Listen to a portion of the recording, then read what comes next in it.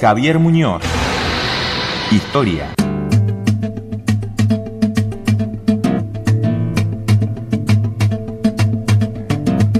Y recibimos como cada jueves a esta hora al profesor Javier Muñoz. La verdad que es un gusto. ¿Cómo le va, profesor? ¿Cómo anda usted? Muy bien, buen día. ¿Todo bien? Todo bárbaro. Bueno, hemos llegado en el último segmento al final del gobierno de Raúl Alfonsín, un gobierno democrático después de los años de dictadura, de la última dictadura que vivió nuestro país, y de allí en adelante el inicio del gobierno de Carlos Menem. Correcto. Va a dar lugar las elecciones a una nueva persona que se va a incorporar al staff del gobierno, que es justamente Menem, Carlos Menem, y que tiene una particularidad porque Menem había ganado la interna del peronismo. O sea, recordemos, Menem es un gobernador de La Rioja, había estado encarcelado durante la dictadura por el término de 5 años, hasta 1981, si bien el primer periodo es en cárcel, el último periodo va a estar en Catamarca, con libertad controlada, obviamente, ¿no? Por lo tanto, estamos hablando de que estaba encarcelado. Y luego va a volver a ganar en el 83 las elecciones como gobernador de la provincia de La Rioja. Es una persona muy, muy querida en La Rioja y un estilo caudillesco de gobierno, o sea, inclusive en la simbología de las patillas pareciéndose a Facundo Quiroga, etcétera. Lo cierto es que este Menem, que significa una línea distinta entre lo que era el peronismo tradicional, que estaba liderado en ese momento por Cafiero, va a imponerse en las primeras internas del peronismo con un poco más del 53%, y va a ser el candidato oficial del peronismo, que se va a constituir en un frente que va a integrarlo también el MIR y otros partidos. El Frejupo va a estar integrado por otros partidos, no solamente por el peronismo, en una tradición ya que venía desde el Frejuli, y así se va a presentar a las elecciones. Bueno, lo cierto es que llegado Menem al gobierno, hay que adelantar la entrega del poder por el problema de la hiperinflación, que era devastador, y los saqueos y otras cosas más, y Alfonsín, yo creo, con un criterio de tratar de entrar en la historia, además, para poder hacer una transición de carácter normal, va a adelantar la entrega el 8 de julio, de hecho el 9 se hace un pequeño desfile. La campaña de Menem se había caracterizado por palabras muy sencillas o simples, que básicamente van a consistir en revolución productiva, salariazo, una consigna: síganme que no los voy a defraudar, y terminaba todos sus discursos diciendo a triunfar, a triunfar, a triunfar. Sin un plan de gobierno así que hubiese mostrado, se va a implantar yo le diría algunas ideas en el primer momento en el cual accede Menem, que sería una reconversión del Estado. O sea, el diagnóstico es este mega Estado que tiene la Argentina, que es un Estado absolutamente deficitario, el problema de la deuda externa, que aproximadamente estaría llegando a los 67.000 millones de dólares de ese momento, más una abultada deuda interna también constituida en ese momento por el Estado tomaba dinero y una emisión monetaria descontrolada. Van a tener que buscar algún carácter de racionalidad, para lo cual se va a apoyar en algunos grupos económicos, en especial Bujibor, que va a ser quien aporte el primer ministro de Economía, y el segundo también. El primer ministro de Economía dura 7 días y se murió al 7º día producto de un infarto. Sí. Lo cual va a reemplazar Rapanelli, que también es uno de los CEOs del grupo Bunge y Born, buscando una racionalidad. O sea, esta idea lo presenta Menem como la idea de buscar una racionalidad de carácter económico, haciendo participar o al grupo empresarial, o los grupos empresariales también, de la disyuntiva de cómo poder solucionar los problemas graves de ese momento, que eran la inflación, comienzo de desempleo importante, la desnacionalización y otros elementos más que se había comenzado a ver, y además el ahogo financiero de ese momento. O sea, es volver a poner, algo que yo siempre digo, restablecer el orden público y volver a tratar de que el país creciera, teniendo en cuenta que justamente en el año 89 el país está teniendo un decrecimiento del 6% de su PBI, con lo cual yo lo comenté el otro día, la Argentina en la década del 80 es una década perdida, y la contracción del Producto Bruto Interno en la Argentina había sido bastante importante. Hay varios temas a solucionar, o sea, ya producto de que el Congreso le era favorable. Entonces hay un cambio de discurso tradicional en el peronismo, que si bien el peronismo es quien nacionalizó servicios públicos y empresas públicas. Bueno, acá al tener una deuda tan importante y básicamente enfrentarse a un Estado que es ineficiente, y yo quiero separar acá dos cosas. Un tema es que el Estado sea ineficiente, que las empresas del Estado, principalmente YPF, tengan un alto endeudamiento. Esto no quiere decir que el Estado de Argentina no haya sido un gran proveedor de empleo. ¿Sí? Y esto realmente, al tener un sector público más acotado o un sector público que está signado por el dirigismo económico, el empleo público siempre ha sido una salida para el cual tiene que vivir alguien de algo y trabajar de alguna cosa. De aquí entonces, que una de las primeras leyes que se van a mandar es al Congreso, es la ley de reforma del Estado y la ley de prescindibilidad del empleo público, con lo cual esto va a permitir una flexibilización de algún modo en lo laboral con respecto al empleado público, y además la ley de reforma del Estado va a permitir lo que luego se van a llamar en términos generales las privatizaciones, y que en el apuro con que estas privatizaciones se hicieron, que era justamente a tratar de dos mensajes. Uno es mostrarle al mundo, ya que habíamos cambiado nuestra política exterior, o sea, se va hoy un dinamismo por cambiarla, adhiriendo a lo que se llama el consenso de Washington, muchas veces criticado esto, y abandonar la tercera posición o estar con los países no alineados. Y tratar y buscar un acercamiento hacia lo que sería el primer mundo, que es una meta y un objetivo en el cual, si la causa del problema económico social argentino había sido el subdesarrollo y la dependencia, vamos a tratar de insertarnos nuevamente en el mundo, en este mundo que se ve otra vez con otra cara, que es un mundo que está globalizado. Entonces, insertarnos dentro de este proceso de globalización, y esto es propio tal vez del consenso de Washington y se ve distinto desde la óptica, por lo menos desde el menemismo o de este nuevo o ayornado peronismo. Los adlátares del peronismo van a pelear esto en el Congreso para que estas leyes salgan. Esto va desde su hermano senador, Eduardo Menem, Manuel Yoma, algunos de sus ministros como Koratz también, que son personas que tienen capacidades como para poder, y mucho manejo de lo que es las instituciones políticas de la Argentina, como para poder desenvolverse de alguna manera y lograr la sanción de estas leyes, y por ende también la política de privatizaciones.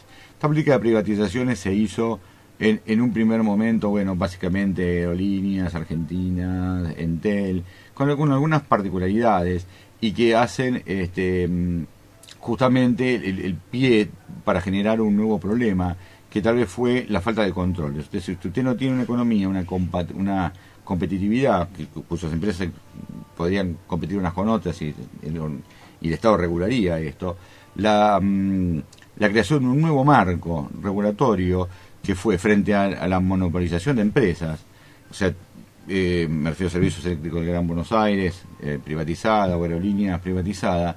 El Estado no tuvo la capacidad para poder actuar como ente del Contralor, aunque sí lo fue en la ley, pero en la práctica no tuvo la capacidad para sancionar, etcétera. Y aquellas personas que compraron, o grupos económicos, o quienes compraron las empresas, en el caso de YPF Repsol, en el caso de Líneas Argentinas, la compró Iberia, no tenían un management acorde a esto, y que sí el radicalismo lo había buscado un tiempo antes, a través, Rodolfo Terráneo sobre todo, en un famoso discurso en el Congreso, a través de lo que era la política de joint venture, que es la implicación de management, incorporación de capitales, y recuerdo el caso de Aerolíneas con un convenio con KLM, y esto el peronismo. Eduardo Menem dijo, mientras exista un peronista aquí en el Congreso, jamás se va a privatizar una empresa. Bueno, pero son estas frases que se dicen y que después, obviamente, las circunstancias de la práctica hacen que usted tenga que dejar de lado algunos de estos pensamientos. Por ello, y aquí comienza esta política de privatización, que fue muchas veces criticada, otras veces elogiada. También nos llevó a la modernidad, a la accesibilidad hablo de los celulares, la competitividad con el correo, a un mejor trato. O sea, yo digo, la aparición de correos distintos. No estoy hablando específicamente de Alejandro Yabrán, pero sí estoy hablando que aparecen otro tipo de correos privados que ofrecen otros servicios y que realmente los servicios son mucho más modernos que ir al correo argentino, pegar una estampilla con la lengua y meterla en un sobre y decir, bueno, ojalá llegue algún día. Los medios de comunicación, o particularmente algún comunicador social, tuvo mucho que ver, digamos, para que este proceso tuviera otra sensibilidad sobre la población. Sí, también, ¿no? En realidad, yo le diría que, en fin, los medios de comunicación en general adhieren a las políticas porque es lo nuevo, ¿no? Entonces siempre se da una factibilidad de que lo nuevo puede ser algo mejor, y además en los inicios, es una constante en la historia argentina, en la historia política, los inicios de todos los gobiernos son en general buenos, y las segundas partes terminan siendo un problema, o generando o recepta los problemas que habían generado antes y que no las tiene que generar otros para volver a solucionarlo. Si la idea en general, y esto pasa en el mundo entero, es culpar al Estado y no a los gobiernos de los problemas que generaron en sus propias empresas o hacia adentro con el endeudamiento, y hacer una lectura de que lo mejor es desprenderse de algunas empresas del Estado. Obviamente los que no se desprenden son de las energías nucleares, una cuestión de estrategia nacional y obvia además. Bueno, en otros países la tienen privadas, pero nosotros, hablo de Japón, sabemos lo que pasó, hablo de Estados Unidos, otros países son privadas, pero con ferros controles del Estado. En la Argentina, imagínense, dejar en manos el tema nuclear o la energía nuclear en otros hubiera sido bastante complicado, más porque no tendríamos con quién tratar de controlar eso, que ahí es donde falló en general el tema, que fueron los controles. Con respecto al aspecto político, se llevan a cabo algunas políticas, son unas políticas que van a buscar básicamente la reconciliación. Y bueno, esta idea de reconciliación, que le digo, es muy particular y es muy propio del presidente en este caso, y es una cosa bastante rara. Quien estuvo preso tantos años busca de alguna manera lograr la unión nacional, en la manera que él lo entiende, y para esto que se meditó bastante, había cuenta la ley de punto final, la ley de audiencia de vida del gobierno anterior, buscar una solución definitiva al problema, como digo, definitivas entre comillas, y que va a ser la política del indulto. Y esto generó un poquito más de 160, 180 indultos entre a quienes estaban entre militares y quienes estaban presos por haber sido guerrilleros o haber actuado en los conflictos. Y además se ordenó la libertad inmediata de estas personas, etcétera. La magnitud, alguien podría preguntarse si los indultos eran habituales en la Argentina. Tradicionalmente hubo algún tipo de indulto, o para Navidad, o en la asunción de algún gobierno, pero no eran de esta magnitud y de la importancia política que tiene. Por eso lo destaco. Con esta idea pacífica que obviamente, a la luz de los tiempos y después que pasaron los acontecimientos, vemos que esta pacificación no fue así. En el caso de la segunda tanda de indultos, se van a dar el 3 de diciembre del 90, hay un levantamiento en la zona militar, diría yo, con el coronel Saneldín, con el cual hubo muertos también en el edificio Libertador, esa Casa Rosada. Hubo tiros también. De hecho, el vicepresidente Duhalde estaba bajando en helicóptero y le metieron un balazo al helicóptero, y esto hizo dudar si se bajaba o no, pero finalmente se bajó, y esta sonada quedó reducida a la nada, y el general Saneldín fue condenado, bueno, bajo los términos de un gobierno democrático, enjuiciado en forma correcta y con un dictamen, y después luego ya es una persona que está muerta en la actualidad.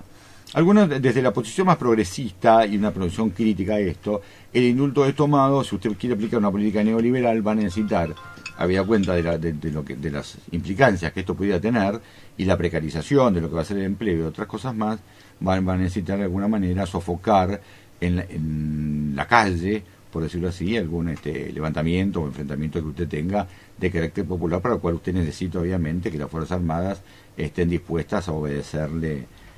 Y esa es una posición obviamente más crítica, como una instrumentación de estas políticas, o sea, neoliberales, y por el otro lado la implicancia de iniciar o generar esta idea de entrar al primer mundo.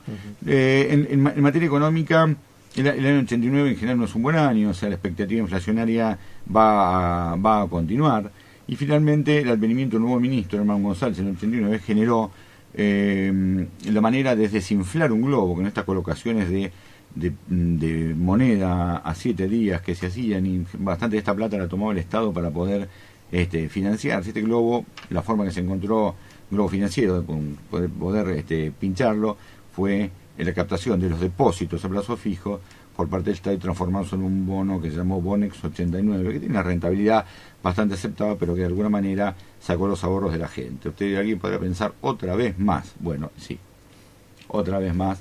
Ya había pasado en otras oportunidades. 66 fue bien Illa con la transformación de las cajas de ahorro en dólares al cambio de tipo oficial, y ya había pasado en otras oportunidades esto en Argentina.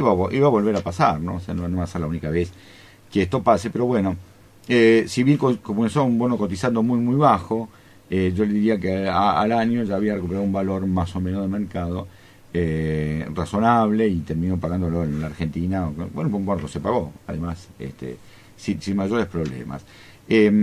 Obviamente no fue en las otras, el Herman 1, el 2, el 3, el 4 y el 5, que eran pequeños reajustes y pequeños planes, nos permite lograr una estabilidad de carácter económica, que era el objetivo final, para lo cual al ministro de Exterior, que era el doctor Domingo Cavallo, se lo va a invitar a que forme parte de la nueva construcción económica, lo cual lo va a hacer. O sea, y alguien dice, bueno, mire, Cavallo salió al exterior para poder tratar, antes de venderlo como canciller a algún plan o algo así, o generar algunas políticas de consenso. Evidentemente lo hizo porque es bastante innovador la idea de sacar la ley de convertibilidad, y esta convertibilidad que va a empezar en el mes de abril del 91 como con una paridad cambiaria de $1 1 peso, y además que es mayor esto porque el banco central va a tener un estatuto nuevo, en el cual no puede emitir moneda que no tenga respaldo en dólares. La paridad cambiaria es absoluta,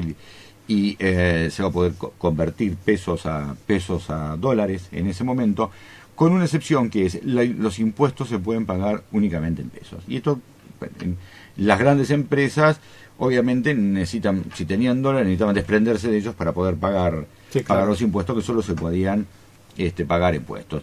Básicamente el libre cambio, lo cual estimuló de alguna manera que los precios de algunos productos bajaran. Yo diría que rápidamente la inflación va a bajar, y va a generar una política de confianza en las personas, y una idea muy extraña en la Argentina, pero que es profundamente reveladora de las necesidades, que es la idea de la estabilidad económica. Y esta estabilidad, el saber que no hay que salir corriendo a comprar una lata de tomate porque no iba a haber, o porque el precio iba a aumentar. Estamos hablando en épocas que se remarcaban en el mismo changuito del supermercado los precios, claro. Y que esto venía desde un año atrás o 2 años atrás, que en corridas hiperinflacionarias generó, por lo menos en los sectores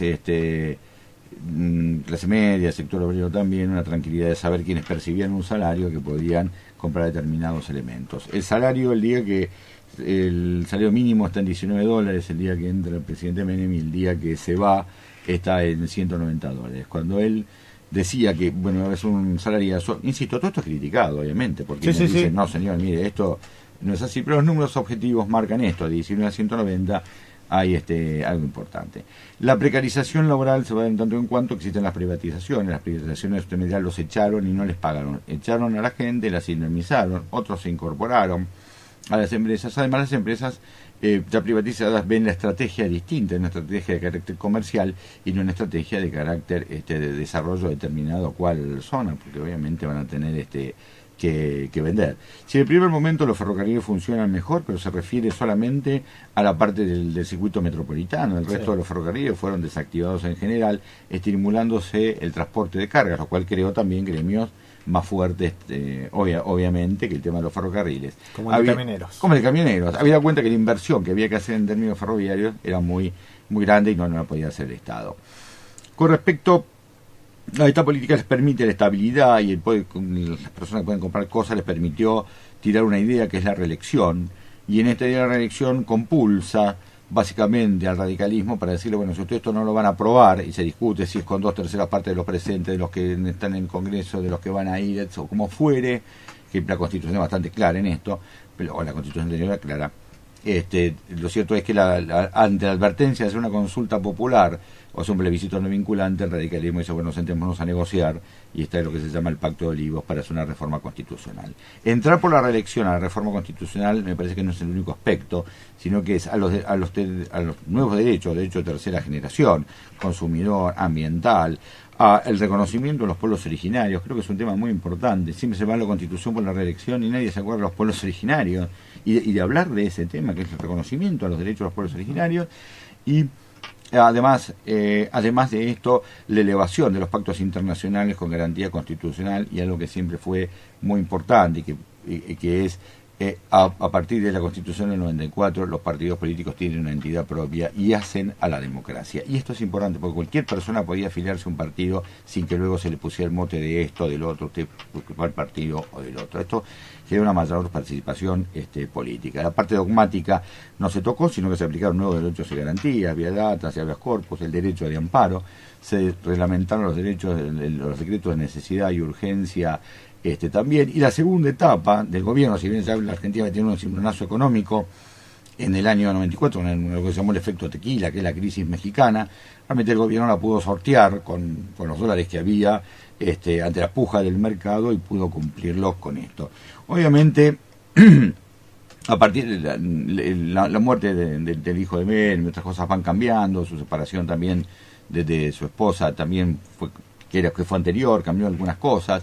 Y además hay ya comienza a hablarse de corrupción, y hay una frase de un exministro que se llama Manzano que dice yo robo para la corona, y que esto después se traduce en un libro que se llama justamente así, yo robo para la corona. De Berbisky, ¿no? De Berbisky. La idea de que se ha instalado la corrupción, de que los tiempos políticos obedecen a necesidades del gobierno, el aumento de los miembros de la Corte para lograr algo que despectivamente luego se llamó la mayoría automática, en la cual 5 miembros de la Corte votaban generalmente parecido a los principios del gobierno, o algunas cuestiones judiciales se dilataron, llevó también a tener algunos efectos no deseados, como van a traducirse luego en la idea de una tercera reelección, o sea, decir, bueno, instalar la idea de una reelección, que esto posiblemente sea por el síndrome del pato rengo, que finalmente cuando usted termina, que es una cosa bien americana, cuando usted está terminando su gobierno,